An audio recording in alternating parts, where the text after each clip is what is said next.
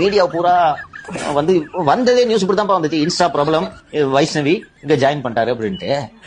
எனக்கு உள்ளபடியே திராவிட முன்னேற்ற கழகத்தை நினைத்தால் உள்ளபடியே சொல்கிறேன், எனக்கு வந்து என்ன இவ்வளவு பரிதாபமா போயிட்டாங்கன்ற எண்ணம் தானே வந்துச்சு. இல்ல என்ன ட்ரை பண்றாங்க சார் அவங்க? இல்ல எவ்வளவு பெரிய தலைவர்கள் இருந்த கட்சி தெரியுமா அது? எவ்வளவு பெரிய தலைவர்கள், நாவலர், நாஞ்சிலாறு, மதியழகன், நம்பி நடராஜன், எவ்வளவு பெரிய தலைவர்கள் இருந்த கட்சி. வைகோ இது மோளச்சு 3 இளவுல சின்ன பொண்ணு. அதுவும் ஒரு கூட 5th ஸ்டாண்டர்ட் 6th ஸ்டாண்டர்ட் படிக்கிற பசங்களை எல்லாம் பின்னாடி நிக்க வச்சு என்னோட ஆதரவாளர்கள் அந்த பொண்ணு சொல்லிட்டு பேட்டி கொடுத்துருந்துச்சு. அப்படிதானப்பா டவுன் பசங்க நான் பின்னாடி.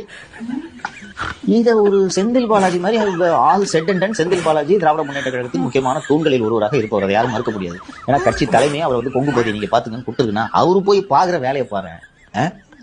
அதிமுக இருந்து ஒரு மாவட்ட செயலாளரையோ இல்ல தாவேல இருந்து ஒரு பெரிய ஆளையோ யாரோ பிரிச்சு கூட்டு வந்தாங்கன்னா அது கொண்டாடப்படக்கூடியது ஒரு சாமர்த்தியம். பாரியா செந்தில் பாலாஜி தூக்கி வந்தாரு என்று சொல்லலாம்.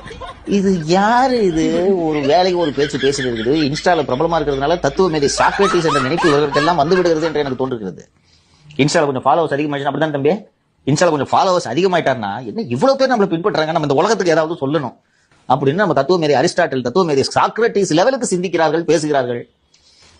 இத வந்து ஒரு கொள்கை பேசி பேசி பேசி தத்துவம் பேசி பேசி பேசியே வளர்ந்த திராவிட முன்னேற்ற கழகம் இந்த நண்டு சிண்டெல்லாம் கொண்டு வந்து வச்சு போட்டோ எடுத்து இதை ஒரு பெரிய செய்தியாக்கி ஊடகங்களுக்கு இவர் வைஷ்ணவி சேர்ந்து விட்டார் என்று இதை இப்படி ஒரு செய்தியாக்குவதே இந்த கட்சி இன்று எவ்வளவு பரிதாபகரமான நிலையில் இருக்கிறது என்பது எனக்கு தோன்றியது.